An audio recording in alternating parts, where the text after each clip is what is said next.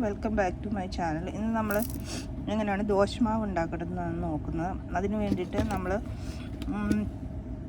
ദോശമാവിന് ഇത് ഫുൾ ഉഴുന്നാണ്. ഒരു അര ഗ്ലാസ് ഉഴുന്നെടുക്കാം. നമ്മൾ ഒരു ഗ്ലാസ് ഇഡ്ഡലിമാവ് പച്ചരിക്ക് അര ഗ്ലാസ് ഉഴുന്നാണ് എടുക്കുന്നത്. ഇത് ഫുൾ ഉഴുന്നാണ്. അപ്പോൾ നമുക്കത് ഇതിൻ്റെ അകത്തോട്ട് ഇടാം. കുതിരാൻ വേണ്ടിയിട്ട് നമുക്കിടാം. ഇനി നമുക്ക് ഒരു ഗ്ലാസ് പച്ചരിയും കൂടെ ഇതിൻ്റെ അകത്തേക്ക് ഇടാം. ഞാനിവിടെ പച്ചരിയാണ് എടുത്തിരിക്കുന്നത്. ഒരു ഗ്ലാസ് പച്ചരി എടുത്തിട്ടുണ്ട്. അപ്പം നമുക്ക് അതുകൂടെ ഇതിനകത്തേക്ക് ഇട്ട് കൊടുക്കാം. അപ്പം ഞാൻ ഇതിൻ്റെ കൂട്ടത്തിൽ ഇച്ചിരി മായം വരാൻ വേണ്ടിയിട്ട് ഒരു ഇച്ചിരി ഉലുവായും കൂടെ ചേർക്കാറുണ്ട്. ഒരു ടേബിൾ സ്പൂൺ അതുകൂടെ നമുക്ക് ചേർക്കാം. ഒരു ടേബിൾ സ്പൂൺ ഉലുവായും കൂടി ഉണ്ട്. അതുകൂടെ നമുക്ക് ഇതിൻ്റെ അകത്തിലിട്ട് നമുക്കൊന്ന് കുതിർത്ത് വെക്കാം. അരയ്ക്കുമ്പോൾ ഞാൻ കാണിച്ചു തരാമേ. ഇതൊക്കെ വെള്ളം ഒഴിച്ച് ഇവിടെ വെച്ചിട്ടുണ്ട്. അത് നമുക്കിതൊന്ന് അടച്ചു വെക്കാം. ഒരു 4-5 മണിക്കൂർ തന്നെ അടച്ചു വെച്ചിട്ട് നമുക്ക് നന്നായിട്ട് അരച്ചെടുക്കാം. ഇപ്പം നമ്മുടെ അരി ഇവിടെ നല്ലതായിട്ട് കുതിർന്ന് വന്നിട്ടുണ്ട്. നമുക്കിതൊന്ന് കഴുകിയെടുക്കാം. 2-3 പ്രാവശ്യം നമുക്ക് കഴുകിയിട്ട് ഇതൊന്ന് വെള്ളം കളഞ്ഞ് എടുക്കാം. ഓക്കെ, ഇവിടുത്തെ അരിക്കകത്തൊന്നും കല്ലില്ല, അല്ലെങ്കിൽ നമ്മൾ അതൊന്ന് പിന്നെ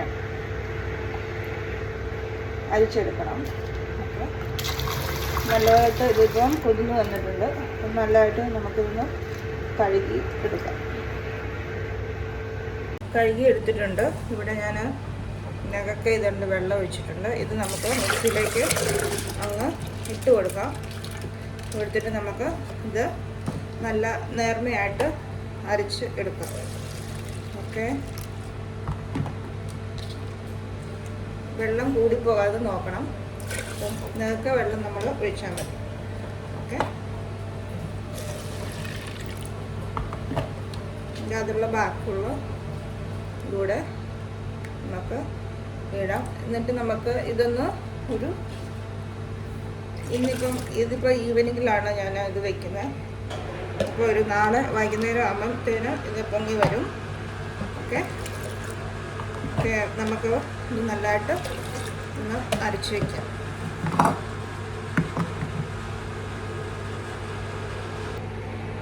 ഓക്കെ, നല്ലതായിട്ട് അരിഞ്ഞിട്ടുണ്ട്. നമുക്ക് ഇതിനകത്തേക്ക് ഇത് ഒഴിച്ച് വെച്ചിട്ട് നാളെ രാവിലെ പൊങ്ങിയിട്ട് ദോശ ഉണ്ടാക്കാം.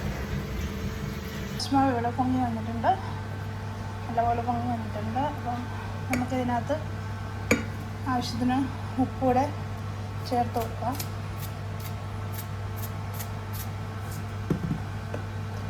പിന്നെ നമുക്ക് ദോശയോ ഇഡ്ഡലിയോ എന്താണെന്ന് വെച്ചാൽ നമുക്ക് ഉണ്ടാക്കാം. ഓക്കെ, ഞാനിപ്പോൾ ഇവിടെ ദോശയാണ് ഉണ്ടാക്കാൻ പോകുന്നത്. ഇത് മിക്സ് ചെയ്ത് എടുക്കാം. അതിന് ഞാൻ ആവശ്യത്തിന് നല്ലെണ്ണയാണ് എടുത്തിരിക്കുന്നത്, നല്ലെണ്ണ. അപ്പം നമുക്കിതൊന്ന് ഉണ്ടാക്കാം ദോശക്കല്ലിലേക്ക്. നമ്മുടെ തവ ഇവിടെ ചൂടായി വന്നിട്ടുണ്ട്. നമുക്കതിനകത്തേക്ക്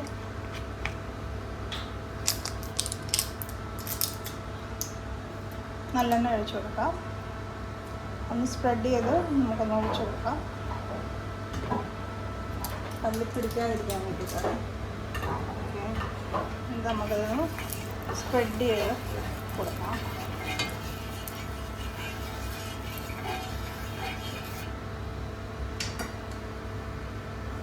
ഇനി നമുക്ക് നമ്മുടെ മാവ് ഒരു 2 തവി ഈ ദോശ ഉണ്ടാക്കാം. ഓക്കെ,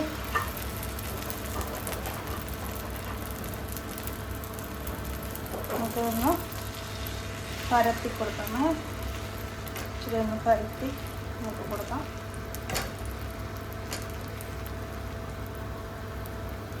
തീ ഒന്ന് കൂട്ടി വെക്കാം.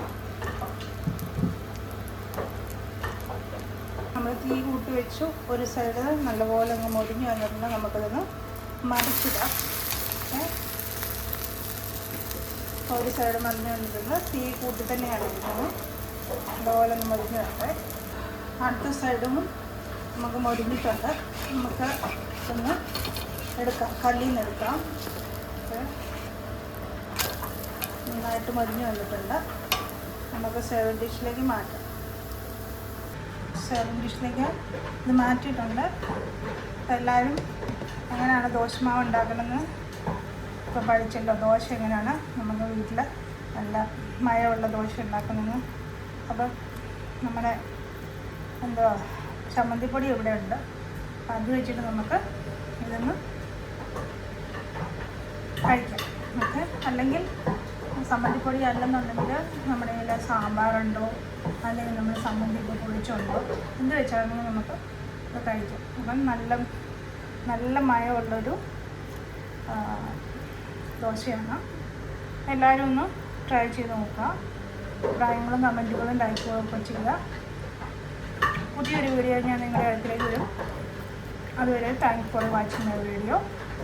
അപ്പം വാച്ച് ചെയ്തിട്ട് അടുത്തുള്ള ബെല്ലൈക്കോണും ഒന്ന് പ്രസ് ചെയ്യാനായിട്ട് മറന്നു പോകരുത്. അപ്പം ഞാനെടുത്ത പുതിയ വീഡിയോസ് നിങ്ങൾക്ക് കിട്ടുന്നതായിരിക്കും. Okay, thank you so much. Thank you for watching my video. Thank you.